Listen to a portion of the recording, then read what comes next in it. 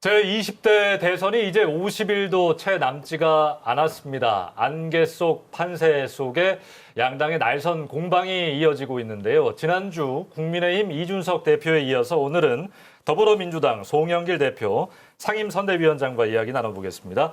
대표님 어서 오십시오. 어서 오십시오. 네, 안녕하십니까. 반갑습니다. 네. 다리는 좀 어떠십니까? 네, 좋아지고 있습니다. 그 아픈 다리를 이끌고 지금 당 대표가 설 전 지금 가장 중요한 시기에 부울경에 2주간을 머물겠다 밝히고 오셨어요. 네. 어떤 배경이 있습니까? 부울경이 이번에 승리의 견인차가 되어야 되기 때문에 그렇습니다. 아시다시피 부울경은 우리가 좀 열세였잖아요, 그동안. 근데 여기서 이기면 이중의 효과가 있기 때문에 예. 제가 4050 플랜이라는 슬로건을 정했습니다. 예. 그러니까 대구 경북을 40%, 부울경을 50% 득표하겠다 이런 목표입니다. 부울경 50% 득표가 네. 목표다. 그렇습니다. 아시다시피 우리 민주당 역사상 최초로 경북 출신, 경북 안동 출신 이재명 후보를 우리 대선 후보로 결정했습니다. 부인도 안동 김 씨이고 본인도 경주 이 씨여서 경북과 특별한 인연이 있습니다. 근데 그래서 경북에서 한 40%가 가능할 것 같습니다. 예. 대구도 그렇고. 그러면 알겠습니다. 부울경은 50%가 나오지 않을까. 예. 네. 현재 판세 좀 분석해 보겠습니다. 윤석열 후보가 많이 올라서 지금 초접전 양상으로 다시 돌아왔는데 어떻게 좀 보고 계십니까? 불가피할 겁니다. 왜냐하면 정권 교체를 바라는 그 국민이 정권 유지를 바라는 지지도보다 한 10% 높잖아요. 예. 이상. 예, 그렇게 해서 저는 복원될 거라고 봤고요. 중요한 것은 이재명 후보의 당선도 새로운 정권 창출이라고 생각하는 분들이 상당히 있다는 것입니다. 사실이 그렇고요. 그래서 그러한 점을 잘 활용해서 새로운 정치를 위한 이재명 이렇게 설득을 해갈 생각입니다. 그 이재명 후보 여론조사 결과 보면요, 참 꾸준한데 오르지는 않고 계속 정체되어 있는 상황이거든요. 이 30% 박스권 돌파구 좀 어떻게 보고 계신가요? 저는 정체돼 있다고 표현하지 않고 비등점을 향해서 속에서 끓고 있다. 물이 온도가 70도, 80도, 90도 오르더라도 끓지 않는 이상 잘 보이지 않습니다. 예. 그러나 100도를 향해서 비등점을 향해 올라가고 있는 중이다 이렇게 생각합니다. 네, 앞서도 말씀해 주셨지만 영남권 4050 플랜 말씀해 주셨잖아요. 이 50%의 득표율을 좀 달성하기 위해서 울산에서는 어떤 걸 좀 호소하실 생각이신가요? 아시다시피 울산의 수소경제에 대한 비전, 그리고 부유식 해상풍력 9기가와트 세계 최대 규모를 만드는 것도 저희 문재인 정부에서 해낸 것입니다. 그리고 광역자치단체 중에 지금까지 울산 의료원이 없었잖아요. 예. 네. 제가 이번 예산에 반영을 시켰습니다. 추진될 겁니다. 외곽 순환도로 문제라든지 천곡 내남 도로 개설 문제 등도 차질 없이 추진할 것입니다. 저희 공약은 단순한 공약이 아닙니다. 172석의 압도적인 과반수를 가지고 있는 국회가 뒷받침하는 공약이기 때문에 윤석열 후보하고는 차원이 다릅니다. 윤석열 후보는 아무리 공약을 하더라도 국회가 동의하지 않는 한 예산과 법률이 통과될 수가 없는 거 아니겠습니까? 그래서 저희들은 울산의 중단 없는 발전, 대한민국의 발전을 위해서는 강력한 집권 여당의 뒷받침을 받는 이재명 후보의 당선이야말로 그것을 보증하는 것이다 이렇게 홍보하고 있습니다. 지역 공약 구체화되기 전이긴 합니다만 지금 대충 말씀하신 것 같은데 지방의 소멸화 문제도 심각하지 않습니까? 그렇습니다. 사라질 위기에 놓여 있는 이 지방들 위해서 울산시를 위해서 어떤 거를 좀 담을 생각이십니까? 새로운 일자리를 만들기 위한 산업을 부흥시켜야 되는 것이고 그게 에너지 신재생 에너지 분야이고요. 또 현대차가 이제 수소차로 중심을 해 나가고 있는 것이고 그와 관련돼서 이 복지와 교육 제2혁신 도시를 만들기 위해서는 정주 요건 개선을 위한 것이 중요한데 다 주거 문제와 이제 교육 문제 해결이 가장 중요하다고 생각합니다. 예. 그리고 또 적극적 이민 정책을 통해서 정말 많은 과학 기술자들 정말 영재들이 우리 울산으로 우리 대한민국으로 와서 살 수 있도록 하는 정주 요건 개선도 필요하다고 봅니다. 그 청년 공약들에 양당 후보들이 집중을 아마 하고 있었을 텐데요. 상대적으로 좀 어르신들이 소외받는 것 아니냐 이렇게 생각을 했었는데 네, 7대 공약, 어르신들을 위한 7대 공약이 나왔더라고요. 어떤 내용 담고 계십니까? 일단 우리가 70% 소득 70% 이하 지금 어르신들한테 기초노령연금을 제공하고 있는데 부부가 같이 받는 경우는 감액 규정이 있습니다. 네. 그것을 없애기로 했습니다. 가장 중요한 게요. 두 번째는 장년 수당을 60세 이상이 됐는데 공적 연금을 받기 전까지의 공백 기간 동안 120만 원의 장년수당을 지급하겠다라는 것이고요. 노인 일자리를 80만 개에서 120만 개로 확대하겠다. 예. 또 경로당을 또 보완하고 가장 중요한 게 임플란트 2개를 이제 4개까지 확대해서 어르신들이 이렇게 좀 식사를 제대로 하셔야 건강이 유지되니까요. 그걸 유지하겠다는 것하고 또 이제 제가 국민연금의 1주택 소유자인데 소득이 별로 없는 경우에 종부세를 내야 되는 어려움이 있었거든요. 예. 네. 1주택자에 한해서 어르신들 경우에 소득이 없거나 아주 약한 경우에는 종부세 납세를 유예해주는 그런 방안. 경로당 지원 이렇게 하면 7대 공약을 했는데 저는 당대표로서 하나 더 거기다 플러스 한다면은 예. 노인 체육 활성화에 대한 지원을 확실히 하려고 체육 합니다. 활성화. 네. 어르신들이 그냥 경로당에 앉아서 이렇게 화투나 치고 있는 게 아니라 배드민턴부터 시작해서 노인 체육을 활성화시켜줘야 됩니다. 예. 그래야 건강한 노후를 살 수가 있습니다. 네, 그 노동자 도시 울산에 오셨으니까 노동 관련 공약도 또 안 물어볼 수가 없는데요. 사실 노동 존중 사회를 말하기도 하셨고 또 한편에서는 노동 유연성 확보에 대해서도 이야기를 하셨습니다. 후보 이야기입니다. 네네네. 이 뚜렷한 노동 공약이 안 보인다 이런 이야기도 있는데요. 어떤 공약 좀 내세우고 계신가요? 아시다시피 이제 유연성을 확대하려면 기본적인 복지 제도가 잘 돼야 노동 유연성이 되는 거잖아요. 네. 복지 제도가 뒷받침 안 되면 해고되는 것이 이제 죽음을 의미하기 때문에 사실 경직성이 심화될 수밖에 없습니다. 그래서 유연성 확보의 전제로서의 여러 가지 사회복지에 대한 게 강화돼야 되고 중대재해기업처벌법이 이번에 이제 시행이 곧 됩니다. 그에 대한 산업 보건 안전의 문제가 중요하고요. 그다음에 여기 이제 혁신 기관들이 와 있는데 노동 추천 이사제 법을 저희가 통과시켰습니다. 예. 저희가 주도해서 그래서 앞으로 공공기관에 한해서 공공기관 이제 사업체의 경우에 노조 추천 이사제를 통해서 경영이 투명화돼서 이명박 정부 때 그런 자원 외교로 수많은 그 혈세가 낭비된 일이 없도록 할 것입니다. 예, 그 후보들 사이에서 주 4일 근무제가 좀 핫했던 적이 있었는데 이재명 후보는 어떤 생각을 좀 갖고 있나요? 일단 앞으로 이제 나가야 될 네. 목표인데 또 중소기업에 대한 여러 가지 120시간 문제에 대해서도 상당히 아니 52시간 문제에 대해서도 부담을 느끼고 있어서 산업별로 차별화돼서 특화시켜야 되지 않을까 생각합니다. 예.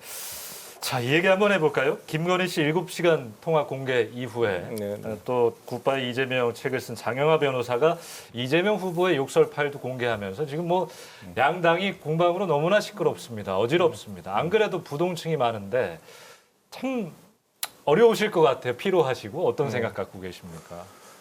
그 우리 이재명 후보의 그 가족 간에 있었던 그 아픈 역사에 대해서는 본인이 수차례 사죄를 말씀을 드렸고 또 적절하지 않았던 것이었지만 그 전후 배경을 보면은 그 셋째 형과 형수의 그 어머니에 대한 폐륜 행위가 있었고 또 시장 동생이 시장이라는 이유로 인사청탁이나 여러 가지 행정에 개입하는 것을 아주 철저하게 차단하다 보니까 발생한 사안이라는 점을 국민들께 양해해 주십사 이렇게 읍소하고 있습니다. 예. 그리고 그것은 이제 가족 간의 대화 내용을 이렇게 편집해서 저렇게 장영하 변호사가 아주 개인적 감정으로 악의적으로 하는 것은 이 후보자 비방죄에 해당한다는 점을 말씀드리겠습니다.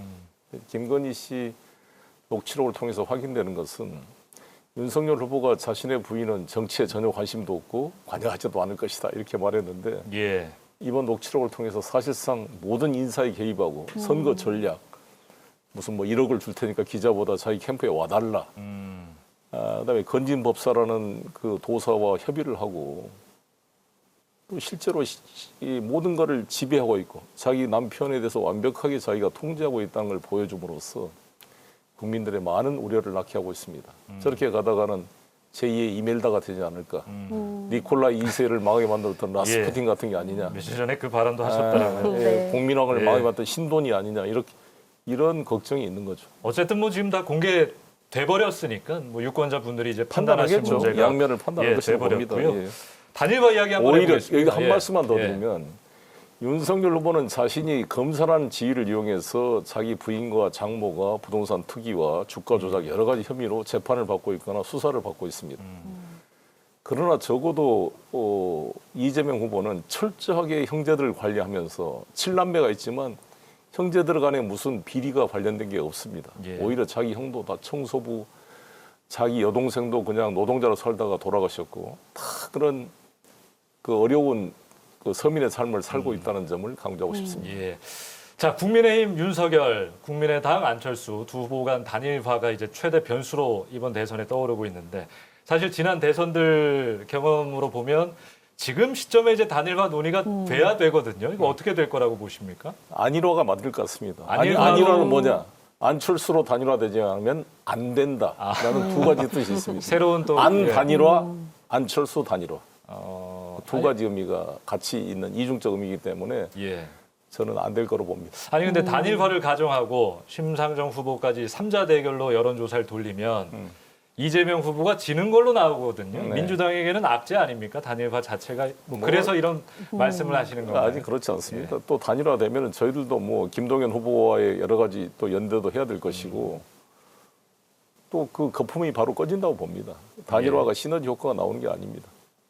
거품이 중간 꺼질 현상이 것이다. 되지만 다시 저는 1대1로 수렴이 될 문제다고 보이지고 일단 중요한 것은 안철수 후보가 자신으로 단일화하지 않으면 할 수가 없는 구조가 되어 있다고 봅니다. 예. 우리가 87년도 87년 대선인가요? 근데 김대중 김영삼 단일화가 안 된 거잖아요. 단일화하면 예. 이길 수 있다고 누구나 다 이야기했지만 안 된 거잖아요. 이 권력이라는 게 이렇게 될 수가 없고 서로 지향점이 다르다고 봐요. 안철수 후보는 과학기술 강국의 어떤 비전을 가지고 있는데 저는 윤석열 후보의 그 검사 출신들의 좀 검찰 동무의 조직 아닙니까? 예.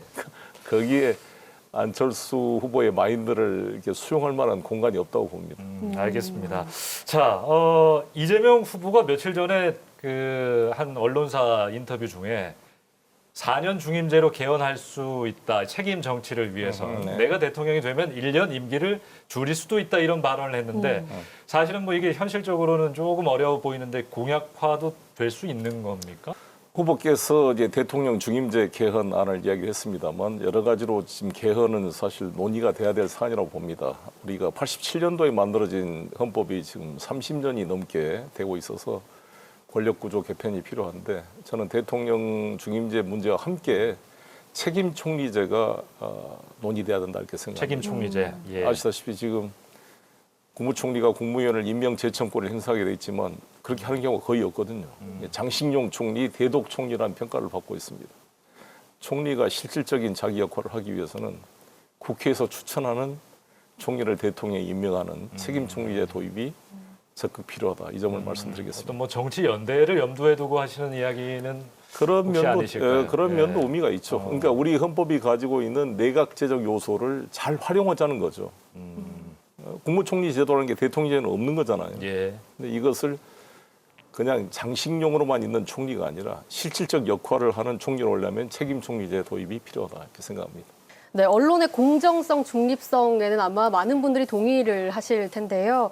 그 선거 때마다 사실 언론인들을 정치에 영입하는 것, 이거에 대해서 비판 여론도 좀 많이 있어 왔습니다. 그런데 얼마 전에 미디어 센터에 네. 그 현직이라고 할 수 있는 이 언론인들을 영입하지 않았습니까? 네. 이 강행했던 이유가 좀 있을까요?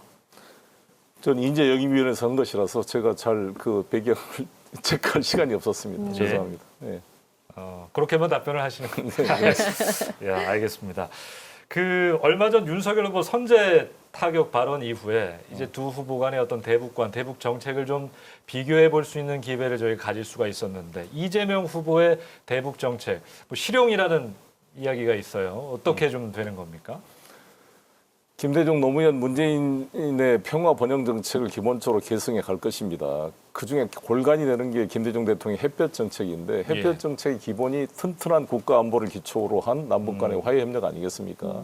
북의 도발에 대해서는 저희가 단호하게 대처하지만 북을 변화시키겠다 외교적인 노력을 통해서 이것입니다. 그게 북한은 저희한테 이중적 존재입니다. 예. 우리 체제를 위협하는 대상도 되지만 평화 통일의 대상 아닙니까? 한 민족이고 대한민국 헌법이 평화 통일을 지향하고 있는데 멸공 통일하자는 것은 우리나라 헌법에 위반되는 것입니다. 전쟁을 하자는 거 아니겠습니까? 멸공이라는 거, 반공을 넘어서 아예 멸공은 공산당을 없애려는데 없애려면 전쟁을 해야 되는 거 아니겠어요? 그래서 적절하지 않는 발언이고 선제 타격이라는 것도 매우 위험하다고 보는 게 아니 북도 선제 타격을 한다 그러면 우리가 공격하려 그러니까 먼저 한다 그러지 그냥 가만히 있는데 공격한다는 사람이 누가 있겠습니까? 예. 다 같은 논리거든요. 선제 타격 논리는 상대방이 공격하려 그러니까 그걸 기다릴 수 없어 먼저 공격하겠다는 논리는 남북이 똑같이 하는 거고 미국 소련도 똑같이 그렇게 했습니다. 1962년도에 쿠바의 미사일 기지가 설치됐을 때 당시 맥나라마 미 국방부 장관을 비롯한 주요 군 인사들은 전부 쿠바에 대한 선제 폭격을 주장했습니다. 케네디 대통령이 끝까지 반대했습니다. 만약에 케네디 대통령이 굴복해서 군의 입장에 따랐다면 핵전쟁이 일어나서 인류가 멸망했을 것입니다. 그런데 케네디가 현명하게 선제 타격을 거부하고 해상 봉쇄 정책을 통해서 후르시초프와 합의를 해가지고 미국이 터키의 미사일 기지를 철수하고 쿠바를 침공하지 않겠다는 약속을 하면서 소련도 쿠바의 미사일 기지를 철수하게 됐던 것입니다. 마찬가지로 이 북핵 문제 역시도 미국이 북에 대한 불가침, 평화협정을 체결하면서 핵을 포기하고 북미 간의 국교를 정상화하는 것이 가장 유일한 해결책이라고 저는 생각합니다. 그걸 놔두고 왜 이걸 전쟁을 하게 되면 그 수많은 지하 갱도에 숨어있는 미사일을 어떻게 일시에 선제 타격을 없앨 수가 있단 말입니까? 예. 단 한 개라도 숨어서 보복 공격을 하게 되면 우리 서울이나 울산이나 다 풀바다가 될 텐데 이런 무서운 결과를 어떻게 누가 도박을 할 수가 있겠습니까? 예. 저는 윤석열 후보나 여기 울산의 김기현 원내대표의 선제 타격론을 보면서 이런 애들 불장난 같은 소리를 하는 사람에게 나라를 맡길 수 있겠는가라는 걱정이 듭니다. 네, 그럼 이재명 후보의 대북 정책 핵심은 어떤 건가요? 말씀드린 대로 튼튼한 국가 안보를 통해서 한미 동맹과 그리고 중국, 러시아를 통해서 북의 도발을 못하도록 통제하고 말씀드린 대로 포괄적인 타결을 하도록 유도를 해야죠. 예. 저는 이재명 후보가 당선된다면 제가 이재명 대통령을 도와서 이 문제를 풀 수 있는데 최선을 다하겠습니다. 질문 한 두세 가지만 더 할게요. 시간의 형평성을 위해서. 이재명 후보를 보면 많은 분들이 이런 이야기 하시더라고요. 그러니까 좀 아까도 실용이라는 단어를 제가 썼습니다만 전통적인 민주당의 정치인과는 조금 다른, 그러니까 하나의 가치를 정해두고 그곳으로 가는 모습이 아니라 어떤 실용적인 지금 당장의 문제들을 국민들 앞에서 해결해야 하는 모습들을 보여주려는 그런 노력을 많이 하시거든요. 그런 부분을 국민들의 유권자들에게 좀 어떻게 어필하시겠습니까? 많은데 평가를 하고 예. 있다고 봅니다. 우리 이재명 후보께서 너무 당선되면은 부동산 규제를 많이 하고 또 세금을 올리지 않을까라는 걱정을 하신 분들이 있었는데 예. 상당히 그렇게 국민의 요구에 수용을 하고 이렇게 변화시키는 모습을 보면서 안심을 하고 또 신뢰가 높아지고 있다고 생각합니다. 이게 정책의 일관성이라는 사실 어떤 합리화로 고집을 피우면서 안 바꾸는 경우가 많잖아요. 예. 그리고 이재명 후보께서 세금을 징벌적 수단으로 쓰면 안 된다 이런 발언을 했습니다. 그래서 참 의미가 있다고 봅니다. 저도 전폭 동의합니다. 아무튼 그런 성향들이 이제 정책에 녹아 나올 것이다. 그렇습니다. 이렇게 이거를 보시는 말씀드리고 싶은데 예. 분당이라는 데가 아주 부자 동네 아닙니까? 뭐 하늘 아래 분당이다 이런 말이 있었던 것처럼. 예. 그런데 이재명 후보가 성남시장 처음 출마할 때는 분당에서 졌습니다. 40 몇 프로인가 얻어가지고. 그런데 4년 지난 뒤에 성남시장을 재선할 때 55% 정도의 득표를 해서 이겼거든요. 아마 그것은 분당 같은 부자 동네에서 이재명 후보를 압도적으로 과반수 넘게 지지했다는 것은 4년 동안에 그 결과를 보고 신뢰를 했다는 거 아니겠습니까? 저는 그래서 우리나라의 중산층이나 기업인들이 이재명 후보의 그러한 실용적 모습을 보면서 안심을 하고 지지를 보낼 수 있다 이렇게 생각합니다. 예. 네, 정청래 의원의 발언이 논란이 좀 됐고 요 며칠 오늘에서는 이제 탈당 관련해서 그러게요. 이야기가 나오고 네. 있는데요. 당내 입장은 좀 어떻습니까? 잘 처리될 것입니다. 21일 날 그 이제 승려 대회가 조계사에서 열리는데 저도 참석할 생각입니다. 예. 그래서 많이 양해를 구하고 또 그 전에 저희들이 많이 찾아뵙고 어저께는 제가 종정님도 찾아뵙습니다. 그래서 수차례 저희들이 사과의 말씀을 드려서 많이 양해가 돼서 잘 마무리될 것 같습니다. 알겠습니다. 자, 끝으로 이재명 후보가 꿈꾸는 대한민국의 모습, 또 뭐 울산의 뭐 산업도시의 특성이 있으니까요. 좀 어떤 모습일까 궁금한데요. 이재명 후보는 그 대한민국 대전환을 이야기하고 있습니다. 그것은 디지털 세계로의 새로운 대전환과 함께 기후 위기에 따른 에너지 대전환의 그런 비전을 제시하고 있고 에너지 고속도로를 놓겠다. 박정희 대통령이 경부고속도로를 놓았다면 김대중 대통령은 IT 정보화 고속도로를 놓았고 문재인 대통령은 우주로 향한 고속도로를 놓았다 그럽니다. 그런데 이재명 대통령 시대에는 에너지 고속도로를 만들어서 새로운 재생에너지, 미래 에너지 시대를 열 것이고 그때 우리 울산의 그런 수소 경제의 선두주자 울산이 큰 역할을 하지 않을까 이렇게 생각합니다. 알겠습니다. 지난주엔 저희가 국민의힘 이준석 대표와 인터뷰를 했는데요. 보시면서 비교를 해보시면 좋을 것 같고 앞부분 일부만 정규 방송으로 보내드리고 나머지 전체 무편집본은 유튜브 채널에 올리겠다는 말씀 드립니다. 자, 오늘 더불어민주당 송영길 대표와 이야기 나눴습니다. 고맙습니다. 예. 고맙습니다.